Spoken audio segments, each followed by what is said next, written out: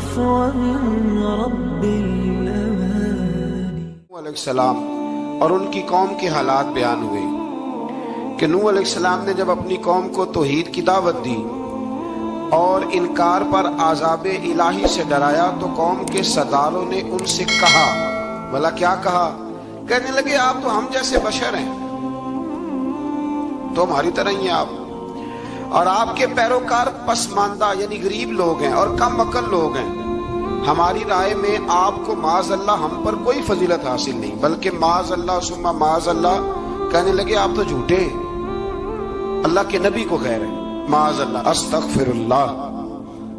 نوح علیہ السلام نے جواب دیا کہ میں اپنے رب کی جانب سے واضح دلیل رکھتا ہوں اور اس نے مجھے رحمت سے نوازا ہے، لیکن تم میرے مقام کو سمجھنے کی صلاحیت نہیں رکھتے، تم اتنی صلاحیت رکھتے نہیں ہو. اور پھر ارشاد فرمایا کہ میں تم سے دعوت حق کے صلے میں کسی اجر کا طلبگار نہیں ہوں اور نہ ہی میں اہل ایمان کو اپنے پاس سے دھتکارنے والا ہوں، اور میں نے یہ دعویٰ بھی نہیں کیا کہ میرے پاس اللہ کے خزانے ہیں، اور نہ میں از خود غیب جاننے والا ہوں، اور نہ ہی میں یہ کہتا ہوں کہ میں فرشتہ ہوں، نہ میں یہ کہتا ہوں کہ جن لوگوں کو تم اپنی نظروں میں حقیر جانتے ہو اللہ انہیں خیر سے نہیں نوازے گا. فرمایا یہ ٹھیک ہے کہ اللہ بشروں میں سے رسول بناتا ہے، پر جسے بناتا ہے پھر اسے بڑی شانیں عطا فرماتا ہے. پہلے دن سے انسان کا یہ مسئلہ ہے، پہلے دن سے انسان کا یہ مسئلہ ہے کہ وہ کہتا ہے میں انسان سے ہدایت حاصل کروں، لیکن رب نے بھی قانون بنایا ہے کہ اللہ تبارک و تعالیٰ بندے پر ہی وحی فرماتا ہے. فرشتوں اور جنوں کو اللہ نے اس منصب کے لیے منتخب نہیں فرمایا. قوم نوح نے کہا کہ آپ نے ہم سے بہت بحث کی معاذ اللہ، بس جس عذاب سے آپ ہمیں ڈرا رہے ہیں وہ لے آئیے. تو نوح علیہ السلام نے کہا کہ اللہ چاہے گا تو تم پر عذاب بھی آ جائے گا. آیت نمبر 37 سے 47 میں بتایا کہ اللہ تعالیٰ کی طرف سے نوح علیہ السلام کو حکم ہوا کہ ہماری نگرانی میں اور ہماری وحی کے مطابق آپ کشتی بنائیے اور ظالموں کے بارے میں ہم سے کوئی بات نہ کریں. حضرت نوح کی خواہش تھی کہ یا اللہ انہیں بھی معاف کر دیں. فرمایا یہ ظالم ہے تو میرے نبی ان کے بارے میں مجھ سے کوئی بات نہ کریں، وہ ضرور غرق ہو جائیں گے. پھر وہ کشتی بنانے لگے اور جب ان کی قوم کے سردار ان کے پاس سے گزرتے تو ان کا مذاق اڑاتے. یہ آپ کیا کر رہے ہیں؟ آج بھی وزیر مشیر بڑے بڑے لوگ اللہ ماشاءاللہ دینداروں کا مذاق اڑاتے نہیں؟ اڑاتے ہیں کہ نہیں اڑاتے مذاق؟ یہ کن کا طریقہ ہے؟ یہ تو قرآن مجید کہہ رہا ہے کہ حضرت نوح کی قوم جو کافر تھی ان کا طریقہ ہے اہل ایمان کا مذاق اڑانا. تو وہ مذاق اڑانے لگے. نوح علیہ السلام نے کہا کہ وہ وقت آنے والا ہے کہ جب تمہارا مذاق اڑایا جائے گا اور تمہیں پتہ چل جائے گا کہ رسوا کن عذاب کس پر آئے گا. اللہ تعالیٰ نے فرمایا جب ہمارا حکم عذاب آ پہنچا اور تندور ابلنے لگا، تندور سے آگ نکلا کرتی ہے، پانی نہیں نکلا کرتا، اور نوح علیہ السلام کی قوم پر جب عذاب آیا تو پانی تندور سے نکلا. تندور سے اللہ نے پانی نکالا، جہاں سے پانی نکلا نہیں کرتا، تندور ابلنے لگا. اللہ اکبر. تو اللہ تبارک و تعالیٰ نے فرمایا تو ہم نے نوح علیہ السلام سے کہا کہ آپ خود اور اپنے گھر والوں کے ساتھ اس کشتی میں سوار ہو جائیں اور اہل ایمان کو بھی سوار کر لیں اور ہر چیز کے جوڑے یعنی نر اور مادہ کو سوار کر لیں. اور ان کے ساتھ ایمان والے بہت کم تھے. حضرت نوح علیہ السلام دعائیں پڑھتے ہوئے سوار ہو گئے. پھر کیا ہوا؟ کشتی انہیں پہاڑوں جیسی موجوں میں لے جا رہی تھی کہ نوح علیہ السلام الگ کھڑے ہوئے اپنے بیٹے سے فرمانے لگے بیٹے ہمارے ساتھ کشتی میں سوار ہو جا اور کافروں کے ساتھ نہ رہو. اس نے یعنی نوح علیہ السلام کے بیٹے نے کہا کہ میں آپ کے ساتھ نہیں بیٹھوں گا، ابھی کوئی پہاڑ آئے گا تو میں پہاڑ کی پناہ لے لوں گا. اگر کسی نیک آدمی کا بیٹا کبھی غلط نکل آئے تو اس کا مطلب یہ نہیں کہ اس نے تربیت ٹھیک نہیں کی. ہاں یہ اعتراض چھوڑ دیں، اس لیے کہ نوح علیہ السلام کا بیٹا کافر ہو گیا اور جب سیلاب نظر آیا تو اس سے کہا کہ آجا سوار ہو جا، تو کہنے لگا میں نہیں بیٹھوں گا، میں تو کسی پہاڑ کی پناہ لے لوں گا اور میں اس کے اندر چھپ جاؤں گا اور وہ پہاڑ مجھے پانی سے بچا لے گا. نوح علیہ السلام نے کہا آج اللہ کے حکم کے سوا کوئی بچانے والا نہیں ہے سوائے اس کے جس پر اللہ رحم فرمائے. پھر ان دونوں کے درمیان موج حائل ہو گئی. ایسے ایک موج اٹھی اور حضرت نوح کا بیٹا ڈوب گیا. اور جب حضرت نوح کا بیٹا ڈوبا اللہ کی طرف سے حکم ہوا اے زمین اپنا پانی نگل لے, اے آسمان تھم جا, پانی خوش ہو گیا. اللہ کا فیصلہ نافذ ہو گیا اور کشتی کوہ جودی پر ٹھہر گئی. نوح علیہ السلام نے اللہ سے التجا کی کیا میرے پروردگار میرا بیٹا اور میرے اہل سے ہے اور تیرا وعدہ سچا ہے کہ تم میرے اہل کو بچا لے گا. اللہ نے فرمایا نوح وہ آپ کے اہل میں سے ہے ہی نہیں, وہ آپ کے اہل میں سے ہے ہی نہیں. اہل میں سے وہ ہوگا جو آپ کے طریقے پہ چلے گا, جو طریقے پہ نہ چلے وہ نسل میں سے ہے ہی نہیں, وہ ختم ہو گئی بات. اللہ اکبر. اس کے اعمال ٹھیک نہیں. جس بات کی حقیقت کا آپ کو معلوم نہ ہو اس کے بارے میں سوال نہ کریں. تو نوح علیہ السلام نے اللہ تعالیٰ سے اپنی اس اجتہادی خطا پر مغفرت اور رحم کی دعا کی. پھر طوفان نوح تھم جانے کے بعد وہ سلامتی کے ساتھ اتر گئے. اجتہادی خطا میں نے ایک لفظ بولا ہے. یہ اجتہادی خطا کا مطلب یہ ہے کہ بعض اوقات انبیاء سے ایسی باتیں سرزد ہو جاتی ہیں کہ جو تعلیم امت کے لیے ضروری ہوتی ہیں تاکہ لوگوں کو پتہ چل جائے کہ اللہ کی بارگاہ میں توبہ کیسے کرنی. اگر وہ لوگ توبہ نہ کرتے تو ہمیں توبہ کے طریقے سمجھ میں, یعنی ان سے اجتہادی خطا ہو گئی, کہنے میں کرنے میں کوئی ایسی بات ہو گئی جو بظاہر اللہ تعالیٰ کی رضا والی, تو فوراً معافی مانگ لیتے تھے. لیکن اب امتی اٹھ کے کہے کہ نبی گناہ گار ہے معاذ اللہ. حضرت آدم نے دعا مانگی تھی نا ربنا ظلمنا انفسنا, اے اللہ ہم نے اپنی جانوں پر ظلم کیا. انہوں نے کہا تھا تو اگر کوئی بندہ حضرت آدم کو ظالم کہے گا تو کافر ہو جائے گا. تو اگر وہ کہے کہ وہ تو خود کہہ رہے ہیں, ایک بندہ اڑ جاتا ہے کہتے تو خود کہہ رہے ربنا ظلمنا, وہ خدا کے بندے, وہ اللہ کے نبی ہیں, وہ رب سے کہہ رہے ہیں, وہ عاجزی کے طور پر کہہ رہے ہیں. کچھ لوگ اڑ جاتے کہتے خود حضور نے کہا ہے جی انا بشر مثلکم, میں تمہاری طرح کا بشر ہوں, خود نبی پاک نے کہا ہے. عجیب بیوقوف بندے ہو. نبی کریم تو کہہ سکتے ہیں پر امتی اٹھ کے نہیں کہہ سکتا. اس نے تو کہنا ہے وہ حبیب اللہ ہے, اس نے تو کہنا ہے وہ قیامت میں شفاعت کرنے والے ہیں. امتی نے تو کہنا ہے وہ سارے نبیوں کے سردار ہیں, وہ امام الانبیاء ہیں. امتی وہ لفظ ادا کرے گا جو اس کے بنتے ہیں. اب کوئی بندہ اٹھ کے کہہ دے, دیکھے نا ایک بہت بڑا عالم تقریر کرتے ہوئے کہے جی میں تو ان پڑھ آدمی ہوں, تو اس کا شاگرد کہے کہ استاد جی قسم اٹھائے ہاں آپ نے تقریر میں کہا نہیں میں ان پڑھ ہوں, آپ تو ان پڑھ ہیں. تو یہ بات ادب ہے کہ بے ادبی ہے؟ چلیں اس سے آگے چلتے ہیں, یہ بھی ذرا مشکل سے سمجھ میں آئے گی. ایک اور بات جو جلدی سمجھ میں آ جائے گی. ایم این اے جب اعلان کرتا ہے, تقریر کرتا ہے, الیکشن لڑتا ہے تو کہتا نہیں میں قوم کا خادم ہوں. کہتے ہیں نا کہ میں قوم کا خادم سے آپ کیا کچھ کراتے ہو, سارے کام کراتے ہیں نا. خادم کو بندہ یہ بھی کہہ لیتا ہے کہ جھاڑو دے دے گلی میں, کہتے ہو کہ نہیں کہتے؟ تو اس نے بھی تو سپیکر میں کہا میں خادم ہوں, کہو اس سے کہ جھاڑو دے گلی میں آ کے. پھر پتہ کیا حال ہوگا, جھاڑو تو نہیں آئے گا اور ہو سکتا ہے کچھ ہے آ جائے. تو اس لیے اب کوئی بندہ کہ جی انہیں خود کہا ہے, تو ایک کچھ پوری جماعت ہے لوگوں کی جو بات کو سمجھتی نہیں. کہتے ہیں خود کہا ہے میں بشر ہوں, انہوں نے خود کہا میں غیب نہیں جانتا, انہوں نے خود کہا میرے پاس خزانہ کوئی نہیں, انہوں نے خود کہا میرے پاس کوئی شے نہیں. تو اس لیے آپ سمجھیں کسی کے لفظوں پر اگر آپ گرا لگا کے بیٹھیں گے تو پھر اس سے بے ادبی ہوگی. تو نوح علیہ السلام نے اللہ سے اپنی اجتہادی خطا کی معافی مانگی. اب حضرت نوح کو کوئی خطا کار کہے گا تو بہت بڑا مجرم بن جائے گا, اس لیے کہ وہ اللہ کے نبی ہیں. آیت نمبر 50 میں قوم عاد کا ذکر ہے اور ان کی طرف دعوت توحید دینے کے لیے اللہ تعالیٰ نے حضرت ہود علیہ السلام کو بھیجا. ہود علیہ السلام نے قوم سے کہا کہ میں تم سے کسی چیز کا اجر طلب نہیں کروں گا, میرا اجر میرے اللہ کی بارگاہ میں ہے, بس تم اپنے رب سے بخشش مانگو, پھر اس کی بارگاہ میں توبہ کرو, اللہ تعالیٰ تم پر موسلا دار بارش برسائے گا اور تمہاری قوت میں اضافہ فرمائے گا. قوم عاد نے دعوت حق کو رد کیا اور ایمان نہ لائے بلکہ ہود علیہ السلام پر طنز کیا. وہ کہنے لگے کہ ہمارے تو معبودوں نے, ہمارے بتوں نے معاذ اللہ آپ کو پاگل بنا دیا ہے, آپ کو مجنون بنا دیا ہے. الٹا حضرت ہود کو کہنے لگے اس لیے آپ ایسی باتیں کرتے ہیں. ہود علیہ السلام نے کہا میں اللہ کو گواہ بناتا ہوں اور تم بھی گواہ رہنا کہ میں تمہارے شرک سے بری ہوں اور میں اللہ پر توکل کرتا ہوں اور میں نے رسالت کا حق ادا کر دیا ہے. آیت نمبر 58 میں اللہ تعالیٰ نے فرمایا جب ہمارے عذاب کا وقت آ گیا تو ہم نے اپنی رحمت سے ہود اور ان کے ساتھ مومنوں کو نجات عطا کی. قوم عاد نے اللہ کی نشانیاں اور رسولوں کو جھٹلایا اور دنیا اور آخرت میں لعنت کے حقدار ہوئے۔ آیت نمبر 61 میں پھر سے حضرت صالح علیہ السلام اور ان کی قوم سمود کے حالات کو بیان کیا گیا۔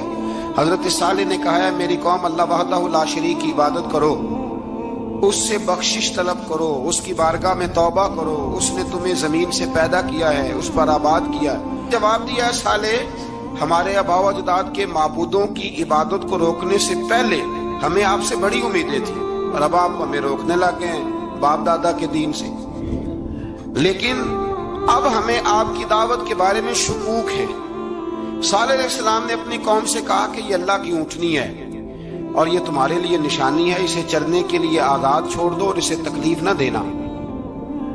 اللہ اکبر، ورنہ تمہیں عذاب پہنچے گا۔ انہوں نے اونٹنی کی کونچیں کاٹ ڈالی۔ صالح علیہ السلام نے کہا تم صرف 3 دن اپنے گھروں میں مزے اٹھا لو، 3 دن، پھر اللہ کا یقینی عذاب آئے گا۔ پھر ایک چنگاڑ نے ان کو آ دبوچا، وہ اپنے گھروں میں گھٹنوں کے بل اوندے پڑے رہ گئے۔ صرف صالح علیہ السلام ان کے ساتھ اہل ایمان اس عذاب سے بچے۔ یہ 3 قوموں کا ذکر ہو گیا، نوح علیہ السلام کی قوم کا بھی، ہود علیہ السلام کی قوم کا بھی، اور حضرت صالح علیہ۔ آگے اللہ تبارک و تعالیٰ نے آیت نمبر 69 میں اس بات کا بیان فرمایا کہ حضرت ابراہیم علیہ السلام کے پاس فرشتے بشری شکل میں آئے، انسانی شکل۔ انہوں نے اجنبی مہمانوں کے لیے بچڑے کا بھنا ہوا گوشت تیار کرایا۔ آپ یقین کریں کچھ باتیں لوگ ایسی بیان کرتے ہیں کہ جن کو نہ سن کے بندے کا دل کرتا ہے کہ اس بندے کو بتائیں کہ یار یہاں تو دین سارا پڑھ۔ ایک صاحب مجھے کہنے لگے جی میں ایک پیر صاحب کے پاس گیا تھا تو بڑی مرغن غذائیں تھیں، انہوں نے میری بڑی خدمت کی پر مجھے نہیں اچھا لگا، پیروں کو چاہیے سادی روٹی رکھیں۔ میں کہتا ہوں پیراں واسطے لسٹ بنا خا انہوں نے کس طرح نہ ہونا چاہیے۔ یہ بہت بڑی مصیبت ہے۔ اگر آپ سادہ کھانا کھلا دیں تب بھی اعتراض ہے، اچھا کھلا دیں کہنے رولا ہے کوئی پیر چوکھے مالدار، دونوں طرف سے مسئلہ۔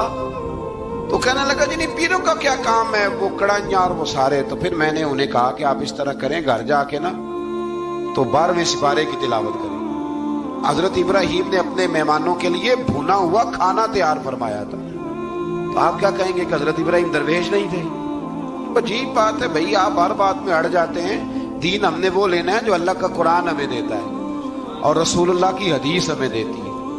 جب انہوں نے دیکھا کہ مہمان کھانے کی طرف ہاتھ نہیں بڑھا رہے تو ان کو ڈر محسوس ہوا حضرت ابراہیم کو۔ فرشتوں نے کہا کہ ہمیں قوم لوط علیہ السلام کے عذاب کے لیے بھیجا گیا ہے۔ حضرت ابراہیم کی بیوی کھڑی تھی، اس پر وہ مسکرائیں تو فرشتوں نے اللہ کی طرف سے انہیں حضرت اسحاق علیہ السلام اور اس کے بعد حضرت یعقوب علیہ السلام کی بشارت عطا۔ اسحاق علیہ السلام حضرت ابراہیم کے بیٹے ہیں اور یعقوب علیہ السلام پوتے ہیں، اور یعقوب علیہ السلام کے بیٹے یوسف علیہ السلام۔ ہاں اللہ اگر چاہے تو 7 نسلوں میں نبوت رکھ دیتا ہے اگر اس کی منشا۔ تو حضرت یعقوب کی بشارت دی۔ انہوں نے حیرت سے کہا کہ ہم دونوں میاں بیوی تو بوڑھے ہیں، اس عمر میں اولاد کیسے ہوگی؟ تو فرشتوں نے جواب دیا اے ابراہیم کے گھر والو، تم پر اللہ کی رحمتیں اور برکتیں ہوں، اللہ کی قدرت پر تمہیں کیوں تعجب ہے؟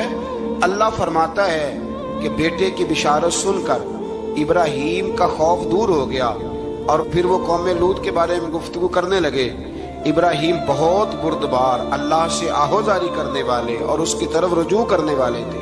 اللہ تعالیٰ نے حضرت ابراہیم علیہ السلام کو فرمایا اے ابراہیم اس گزارش سے آپ گریزاں رہیں، اس کا یقینی فیصلہ ہو چکا ہے اور ان پر نہ ٹلنے والا عذاب نازل ہو کے رہے گا۔ وہ کیا گناہ کرتے تھے؟ لوط علیہ السلام کی قوم کو میں نے بتایا تھا، مرد مردوں سے بدفعلی کرتے۔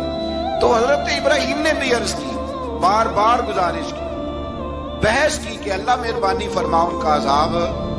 آپ دیکھیں نبیوں کے حوصلے کتنے بڑے ہیں، قومیں تنگ کرتی ہیں اور طرح طرح کی باتیں کرتی ہیں اور پیغمبر پھر بھی کہتے ہیں یا اللہ مہربانی فرما، اے اللہ ان سے عذاب۔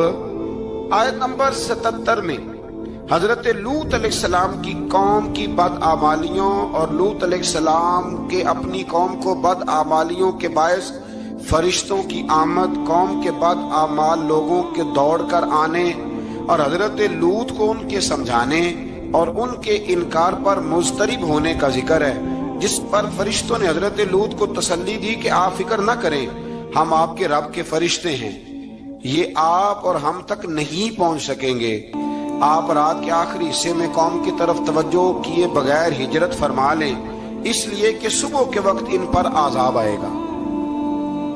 جب اللہ کا عذاب آیا تو اس نے بستی کے اوپر کے حصے کو نیچے کر دیا اور قوم لوط کے اوپر اللہ کی طرف سے لگاتار نشان زدہ پتھر برسائے گئے، لگاتار پتھر آئے۔ آیت نمبر 84 میں اللہ تعالیٰ نے حضرت شعیب علیہ السلام اور ان کی قوم کا ذکر فرمایا ہے اور ان کے جرائم کو بیان کیا گیا ہے۔ وہ ناپ تول میں کمی کرتے تھے، دوسروں کو چیزیں کم تول کر دیتے تھے۔ اللہ تعالیٰ نے ان سے فرمایا کہ فساد فی الارض سے باز آؤ اور اپنے سے پہلے سرکش امتوں کا انجام دیکھ لو۔ جب حضرت شعیب کی نصیحتوں کا ان پر اثر نہ ہوا تو پھر اللہ تعالیٰ نے انہیں بھی عذاب سے ہلاک کر دیا۔ آیت نمبر 94 میں فرمایا کہ جب ہمارا عذاب آیا تو ہم نے اپنی رحمت سے حضرت شعیب اور ان پر ایمان لانے والوں کو بچا لیا، اور ظالموں کو ایک زبردست چنگاڑ نے پکڑ لیا تو صبح وہ اپنے گھروں میں اوندے منہ پڑے تھے، گویا وہ کبھی وہاں آباد تھے ہی نہیں۔ آیت نمبر 96 میں حضرت موسیٰ علیہ السلام کو عطا کیے جانے والے 9 معجزات کا ذکر ہے۔ پھر فرعون اور اس کے پیروکاروں کے باطل روش کے باعث ان کی ہلاکت کا بھی ذکر فرمایا، اور دنیا اور آخرت میں انہیں ملعون یعنی لعنتی قرار دیا۔ جن بستیوں کو اللہ تعالیٰ نے ہلاک کیا ان میں سے بعض کے آثار موجود ہیں اور بعض کے آثار تک معدوم ہو چکے۔ ان میں سے ہر بستی والے اپنے ظلم کے باعث ہی ہلاک ہوئے۔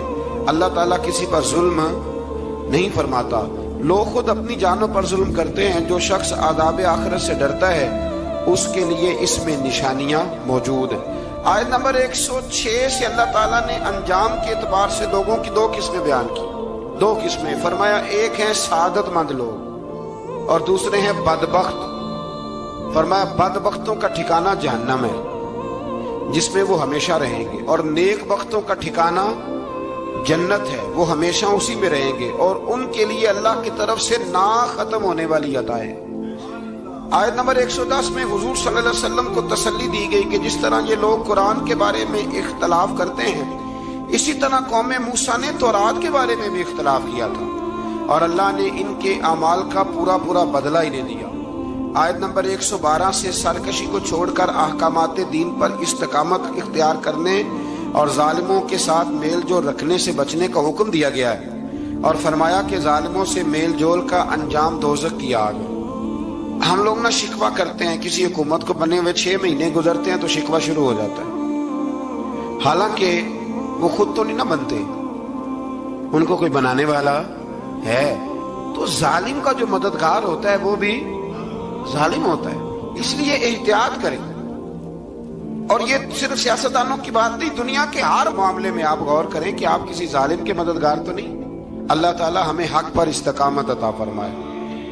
آیت نمبر 114 میں دن کے دونوں طرفوں میں اور ابتدائی رات کے کچھ حصے میں اللہ تعالیٰ نے نماز قائم کرنے کا حکم دیا ہے، رات کے کچھ حصے میں بھی نماز پڑھنی چاہیے، اور یہ بھی بتایا کہ بے شک نیکیاں گناہوں کو مٹا دیتی ہیں، اور یہ نصیحت قبول کرنے والوں کے لیے نصیحت ہے۔ آیت نمبر 120 میں اللہ تعالیٰ نے فرمایا کہ ہم آپ صلی اللہ علیہ وسلم کو رسولوں کی تمام خبریں آپ کے دل کی تسکین اور تقویت کے لیے بیان کرتے ہیں، اور ان میں مومنوں کے لیے نصیحت اور عبرت ہے کہ ان ساری باتوں سے عبرت پکڑ لو۔ بچہ صرف وہی جو اللہ کے نبیوں کے طریقے پہ چلا اور نبیوں کے ساتھ رہا، باقی بچ سکے نہیں۔ اللہ تعالیٰ کی طرف سے توحید و رسالت اور وقوع قیامت کے دلائل بھی ہیں۔ آیت نمبر 123 میں فرمایا کہ آسمانوں اور زمینوں میں سب غیب اللہ ہی کے ساتھ مختص ہیں، اور ہر کام اسی کی طرف لوٹایا جاتا ہے۔ آپ اسی کی عبادت کیجئے، اسی پر توکل کیجئے، اور آپ کا رب لوگوں کے اعمال سے غافل نہیں ہے۔ اسی بارے میں آگے سورۃ یوسف شروع ہو رہی ہے۔ اس کو اللہ تعالیٰ نے کہا ہے کہ یہ بڑا پیارا قصہ ہے، احسن القصص کا، قصوں میں سونا قصہ۔ تو یہ کچھ 12ویں پارے میں اور کچھ 13ویں پارے میں ہے۔ میں نے یہ ارادہ کیا ہے کہ یہ ایک ہی دن پوری بیان کی۔ قوم سبت کا ذکر فرمایا اللہ نے، ہفتے والے دن کچھ لوگ نافرمانی کرتے۔ ہمارے بھی ہیلے بہانے ہیں نا آج کل کاروبار میں، تو اسی सिपारे की आयत नंबर 65 के अंदर अल्लाह ताला ने हजरत दाऊद की कौम का जिक्र किया कि अल्लाह ने उन्हें हुक्म दिया था कि हफ्ते वाले दिन मछलियां नहीं पकड़नी। तो वो कहते थे चलो हाथ लगा के नहीं पकड़नी, हाथ लगा के। वो हमारे लोग हीले बहाने तलाश कर लेते हैं ना, वो बड़े जनाब इंश्योरेंस वाला आ गया, अब वो बैंक वाला आ गया, वो फलाने साहब आ गए, वो तरोड़ मरोड़ के कहानियां बातें, और फिर हमें भी रास्ते मिल जाते हैं बचने के। मुफ्ती साहब ने कह दिया था, ओ एक मौलाना से मैंने इनको कहा हफ्ते वाले दिन मछलियां नहीं पकड़ने का, नहीं पकड़ते, छोटे छोटे हौज बना लिए। तो मछलियां ज्यादा आती थी उस दिन, ये भी अल्लाह की कुदरत थी। नमाज के वक्त गाहक ज्यादा आते हैं, ये उसकी कुदरत होती है। तो वो मछलियां हौज में जमा हो जाती हैं। यूं समझ लें कि जाल इन्होंने लगा लिए हुए, तो जाल में वो फंसती रहती थी, हौजों में आती रहती थी। हफ्ते को नहीं पकड़ते थे, इतवार को पकड़ लेते थे। तो फिर अल्लाह ने इन्हें सजा दी। फरमाया तमाशे करते हो अल्लाह के हुक्म के साथ। क्या सजा दी? फकुलना लहुम कूनू किरादतन खासीन, फरमाया बंदर बन जाओ धुतकारे हुए। जो रिस्क हराम तरीके से कमाते थे रब उन्हें बंदर बना देता था। अभी भी मैंने देखे हैं बड़े बड़े ताजर पागलों जैसी जिंदगी गुजार रहे हैं। नफसियाती तौर पे सुकून नहीं है, करोड़ों रुपया पड़ा है। क्यों? इसलिए कि रब के बताए हुए तरीके के मुताबिक तिजारत नहीं करते। आगे एक और दिलचस्प बात आ गई। बनी इसराइल के अंदर ना एक शख्स ने अपने चचा को कत्ल कर दिया जायदाद के लिए। ये देखें कब से लोग जायदाद के लिए कत्ल करते आ रहे हैं। चचा को कत्ल कर दिया, और कत्ल करके हजरत मूसा अलैहिस्सलाम के पास आए कि मेरे चचा को किसी ने कत्ल कर दिया है, तो बताएं क्या करना है। तो आपने फरमाया कि गाय ज़िबा करो और उसका एक टुकड़ा मकतूल को मारो, मरने वाले को। वो खुद उठ के बता देगा मुझे किसने कत्ल किया है। अब इरादा नहीं था गाय ज़िबा करने का, तो बहाने करने लगे। इरादा नहीं ना होता तो फिर क्या होते हैं? कहने लगे गाय किस तरह की हो, बूढ़ी हो के बच्ची हो, रंग कैसा हो, जवान हो कि छोटी हो, हाल में एक दफा चलना सीख गई हो या अभी ना सीखी हो। तो बताते गए तो रब भी शर्तें बयान करता गया। गहरे जर्द रंग की हो, हाल के अंदर उसे ना चलाया गया हो, पानी ना निकाला गया हो, ना बच्ची हो ना जवान हो, इसके दरमियान हो। ये सारी शर्तें कहां पाई जाती थी? हजरत मूसा अलैहिस्सलाम की कौम का एक शख्स था जो अल्लाह का वली था। वो जब इंतकाल करने लगा ना, अल्लाह अकबर, देखो रब वलियों की औलादों पर भी कितना फजल फरमाता है। वो जब इंतकाल करने लगा तो एक उसके पास छोटी सी बच्चियां थी, गाय की बच्ची, उसने जंगल में छोड़ दी। कहने लगा या अल्लाह मैं तेरे नाम पे छोड़ता हूं, मेरा बच्चा जवान हो जाए तो उसे दे देना, और तो सरमाया ही कोई नहीं। बच्चा बड़ा हुआ तो बच्चा भी बड़ा नेक था, अपनी माँ का बड़ा फर्मा बरदार था। उसकी माँ ने कहा बेटा तेरे बाप ने एक गाय छोड़ी थी। तो बच्चा जंगल में गया और जाके कहने लगा ऐ अल्लाह मेरी गाय मुझसे मिला दे। तो रब करीम ने वो गाय वापस कर दी। वो गाय घर ले आया। अब वो कहने लगा अम्मा बेच दूं। तो अम्मा कहने लगी बेटा मेरे पूछे बगैर ना बेचना। कई दफा कहा लगे, पर उसने कहा जब तक मेरी अम्मा ना कहेगी मैं बेचूंगा। उधर बनी इसराइल वाले शर्तें जितनी गाय के बारे में पूछ चुके थे वो सारी इसी गाय में पाई जाती थी। तो ये ढूंढते ढूंढते वहां पहुंच गए। तो कहने लगे गाय चाहिए। तो उसने कहा भी तुम्हारी मर्जी से नहीं, कीमत मेरी मर्जी की। एक मुफस्सर ने तो यहां तक लिखा है कि उसने कहा गाय ज़िबा करके ना, तो जितना गाय के अंदर गोश्त होगा ना उतना ही खाल के अंदर तो मुझे माल भर के दोगे, उतने ही सिक्के भर के दोगे, उतनी अशरफियां भर के दोगे, तो फिर तुम्हें गाय दूंगा। तो फिर ये गाय उन्हें मिली और ये गाय लेकर के आए। ज्यादा सवालात ना करते तो ज्यादा उलझते ना। हम भी दीन के मामले में बड़े सवाल जवाब करते हैं, उतना सवाल करें जितनी उसकी जरूरत है। इन लोगों ने सवालात ज्यादा किए तो फिर उलझ ज्यादा गए। तो मेरे भाई इसका जिक्र भी अल्लाह तबारक व तआला ने पहले पारे के अंदर बयान फरमाया। फिर अल्लाह करीम ने फरमाया कि कुछ ऐसे लोग भी हैं यहूदियों में से जिनका दावा हो गया है कि हम अल्लाह के बड़े प्यारे हैं। फरमाया ये सिर्फ उनके मुंह की बातें, ये तो क़यामत में पता चलेगा ना कि अल्लाह का प्यार किसके साथ ज्यादा है। और फिर ये भी यहूदियों ने दावा किया है, इसी पारे में अल्लाह फरमाते हैं कि इनका दावा है कि हम अल्लाह के बड़े प्यारे हैं, जन्नत में हम ही जाएंगे। तो अल्लाह फरमाते हैं फिर मरने की दुआ तो करो, जन्नत में तो मर के जाना है ना। लेकिन रब फरमाते हैं ये कभी मरने की दुआ نہیں کریں گے، اس لیے کہ انہیں پتہ ہے کہ ہم نے آخرت کے لیے کیا بھیجا۔ جی پہلا حکم آ گیا یا ایھا الذین آمنوا کہہ کے، پہلی آیت قرآن پاک کی پہلے سپارے میں پہلی آیت جس میں اللہ نے کہا یا ایھا الذین آمنوا، تو پہلا حکم آمنو کہہ کے آیت نمبر 104 میں جو اللہ نے حکم دیا ہے نا، وہ نبی پاک کی تعظیم کا حکم ہے۔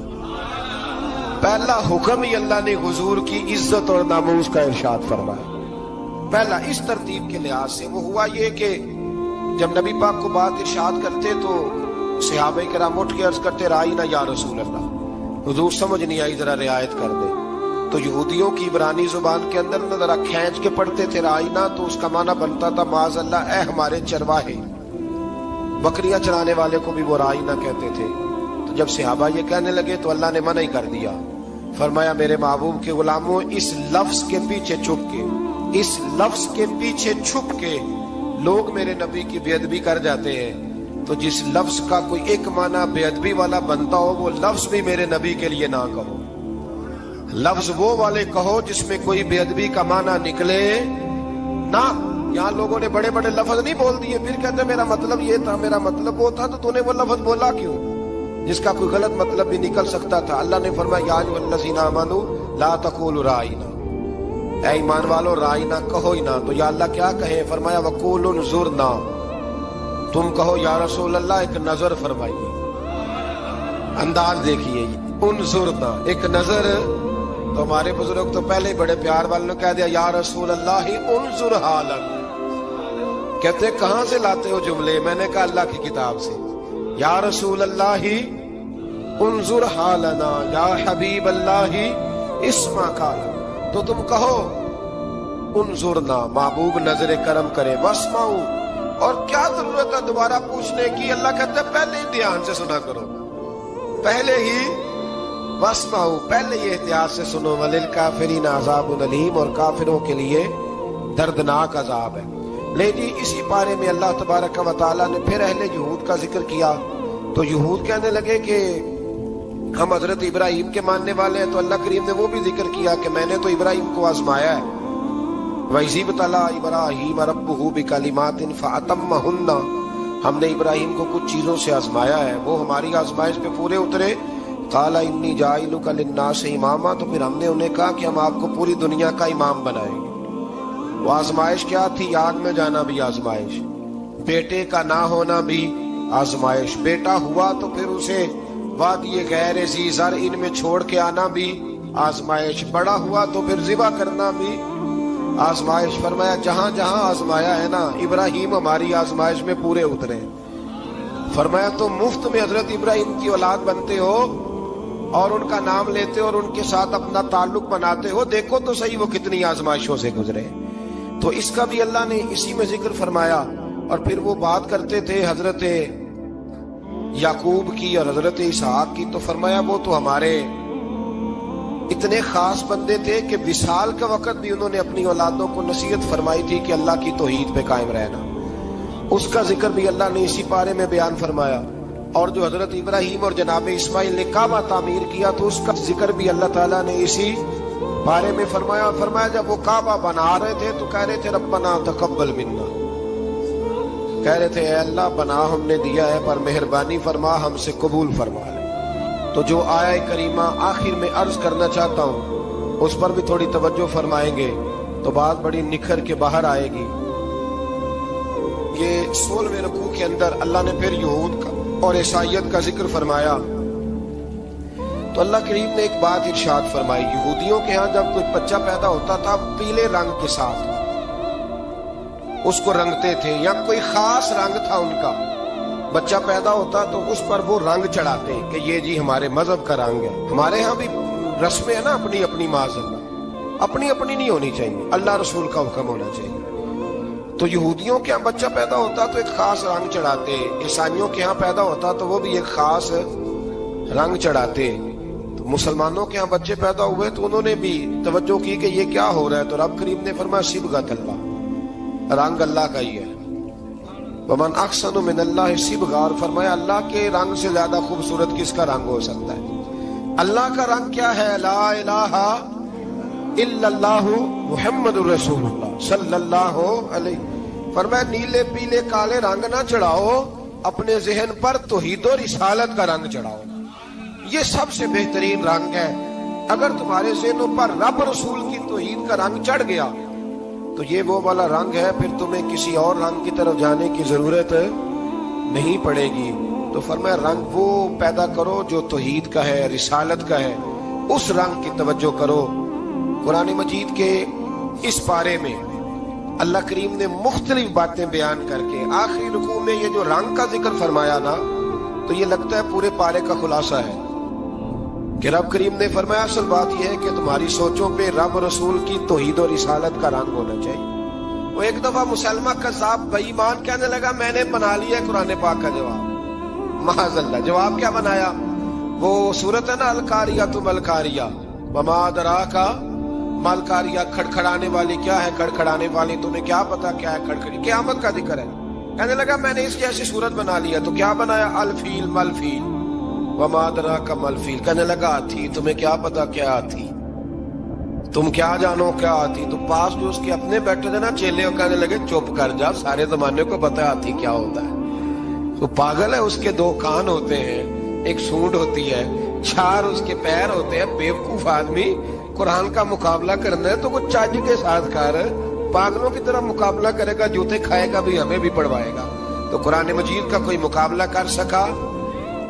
تو اس آیت مبارکہ میں اللہ نے کافروں کو یہ کہا اگر مقابلہ نہیں کر سکتے تو پھر اللہ سے ڈرو، ورنہ دوزخ میں ڈالے جاؤ گے، وہ جس کا ایندھن آدمی اور پتھر ہے، اور بنائی بھی کافروں کے لیے گئی ہے. اعدت للکافرین، جہنم کس کے لیے بنائی گئی ہے؟ کافروں اور منافقوں کے لیے. مسلمانوں کے لیے بنائی گئی، مسلمان مرضی سے چھلانگے لگائیں تو ان کی موج ہے، ورنہ ان کے لیے جہنم، ان کے لیے اللہ نے جنت بنائی ہے. اور یہ بات کرتے ہی رب کریم نے فرمایا اے محبوب علیہ الصلوۃ والسلام، مومنوں کو خوشخبری دے دیں کہ اللہ نے ان کے لیے جنت بنائی ہے، اس میں باغات ہیں، انہیں رزق دیا جائے گا کھانے کے لیے، اور اس میں انہیں پاکیزہ بیویاں دی جائیں گی، اور پھر وہ اس میں ہمیشہ رہیں گے، انہیں اس سے نکالا نہیں جائے گا. آگے جو آیات کریمہ ہے نا، اس کے اندر اللہ تبارک و تعالیٰ نے فرمایا ہے کہ اللہ حیا نہیں کرتا سمجھانے کے لیے مچھر کی مثال بھی دینی پڑے. فرمایا قرآن سے کچھ لوگ ہدایت حاصل کرتے ہیں اور کچھ گمراہ ہو جاتے ہیں. جب لوگ اپنی مرضی کی تشریحات چاہتے ہیں تو گمراہ ہوتے ہیں، اور جب قرآن کو رسول اللہ صلی اللہ علیہ وسلم اور امت مسلمہ کی تشریحات کی روشنی میں سمجھتے ہیں تو پھر اللہ ہدایت عطا فرماتا ہے. پھر اللہ تبارک و تعالیٰ نے آگے ارشاد فرمایا حضرت آدم کی پیدائش کا واقعہ. کچھ مفسرین نے لکھا اللہ نے مشورہ کیا تھا فرشتوں سے، وَإِذْ قَالَ رَبُّكَ لِلْمَلَائِكَةِ إِنِّي جَاعِلٌ فِي الْأَرْضِ خَلِيفَةً. لیکن کچھ مفسرین کہتے ہیں کہ اللہ کو ضرورت نہیں فرشتوں سے مشورہ کرنے کی. اللہ نے فرشتوں سے مشورہ نہیں کیا، بلکہ رب نے انہیں آگاہ فرمایا تھا کہ میں لگا ہوں زمین پہ اپنا نائب بنانے، میں خلافت دینے لگا ہوں زمین پہ. اب یہ تو دینے والی کی مرضی ہے نا، اس نے کس کو دینی ہے، یہ تو دینے والے کی مرضی ہے نا اس نے. تو کچھ لوگ کہتے ہیں کہ دینے والے سے زیادہ ہمیں پتہ ہے. تو فرشتوں کو بھی یہ اجتہادی خطا ہو گئی، کہنے لگے یا اللہ اسے نہ بنانا، یہ فساد کرے گا، یہ خون ریزیاں کرے گا. تو اللہ نے فرمایا جو میں جانتا ہوں وہ تم. اللہ اکبر. امام راضی فرماتے جب رمضان آتا ہے تو اللہ فرشتوں سے کہتا ہے ذرا یہ کھول کے دروازے دیکھو نا یہ زمین پہ کیا کر رہے ہیں. تم تو کہتے تھے فساد کریں گے اور یہ سارے تراویحاں پڑھ رہے ہیں. تم تو گویا کہتے تھے فساد کریں گے اور یہ تو دیکھو گویا رمضان کے روزے رکھ رہے ہیں. یہ تو میری یاد میں نکلے ہوئے. تم